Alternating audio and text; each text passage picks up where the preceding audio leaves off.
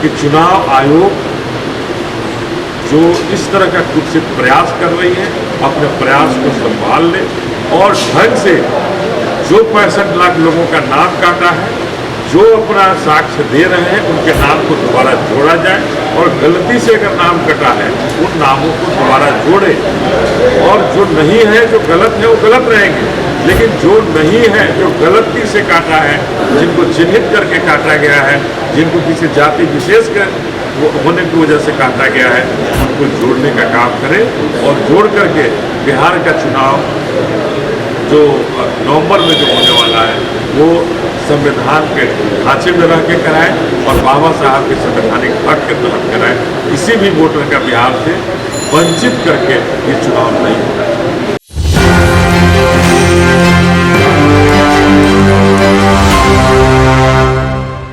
नमस्कार, आप देख रहे हैं एक न्यूज़ 24 और मैं हूं फरीदा गजर।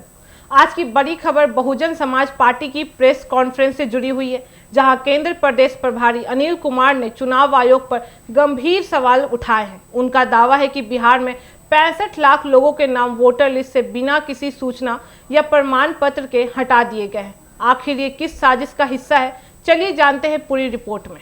कि चुनाव आयोग जो इस तरह का कुत्सित प्रयास कर रही है अपने प्रयास को संभाल ले और ढंग से जो 65 लाख लोगों का नाम काटा है, जो अपना साक्ष्य दे रहे हैं उनके नाम को दोबारा जोड़ा जाए और गलती से अगर नाम कटा है उन नामों को दोबारा जोड़े और जो नहीं है, जो गलत है वो गलत रहेंगे, लेकिन जो नहीं है, जो गलती से काटा है, जिनको चिन्हित करके काटा गया है, जिनको किसी जाति विशेष के होने की वजह से काटा गया है, उनको जोड़ने का काम करें और जोड़ करके बिहार का चुनाव जो नवंबर में जो होने वाला है वो संविधान के ढांचे में रह के कराएं और बाबा साहब के संवैधानिक हक के तहत कराएं।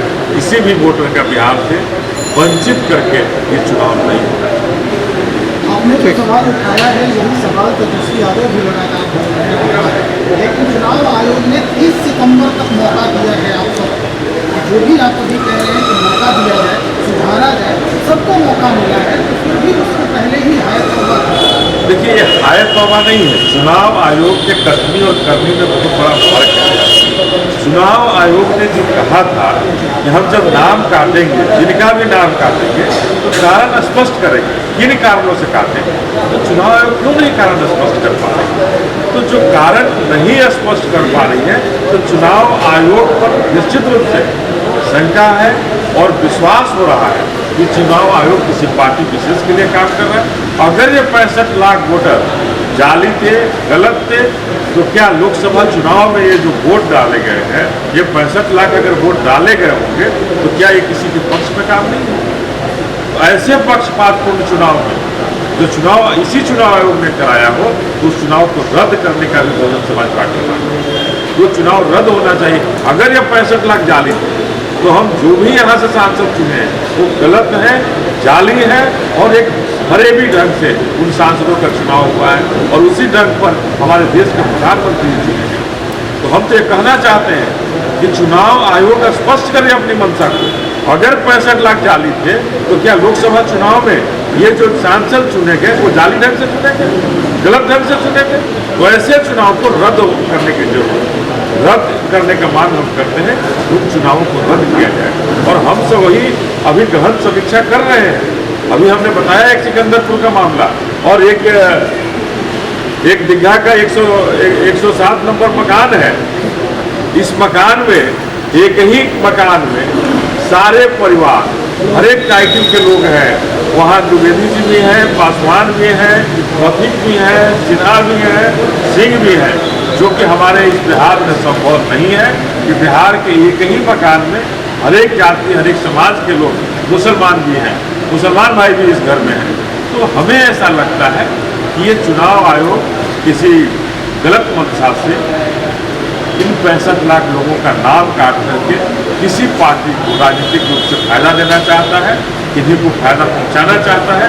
इसलिए ये चुनाव आयोग उनके साथ खड़ा होकर के इस तरह का कदम उठा रहा है। ऐसे कदम बंद करने की जरूरत है और बहुजन समाज पार्टी समीक्षा कर रही है।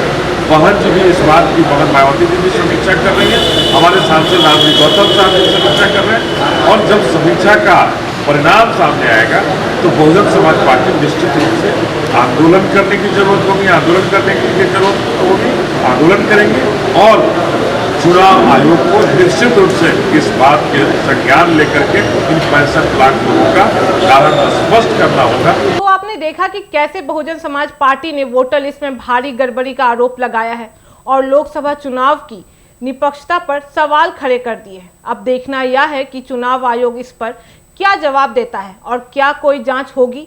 ऐसी ही और बड़ी खबरों के लिए जुड़े रहे एक न्यूज़ 24 के साथ। धन्यवाद।